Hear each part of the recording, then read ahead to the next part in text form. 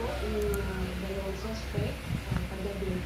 File na po natin sa prosecutor's office yung murder case po. Para sa GMA Integrated News, Matt Gonzalez, ito, Megan Waterworks.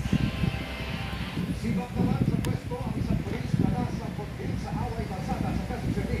Viral ang video sa panunukot ng baril ng pulis at pagdosa siya sa nakalitang truck driver.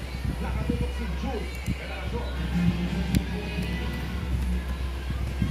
Sa viral video ito, makikita niyo sa lalaking naka-shorts at t-shirt habang tinutukan ng baril ng isang truck driver sa Alex Mindonato Plaza.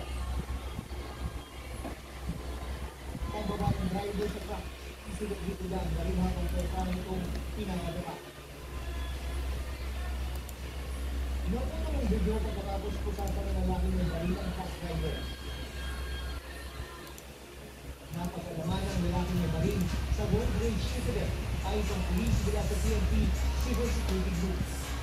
Base sa police reports, nasa agin ng truck driver at isakto ng police, pero pinakmuhat mo nito. Kaya nagkakabulan sila sa NLEX na naroon sa pagkakalandan. Nagkaayos man sa barangay, mahaharap pa rin ang pulis sa administrative investigation.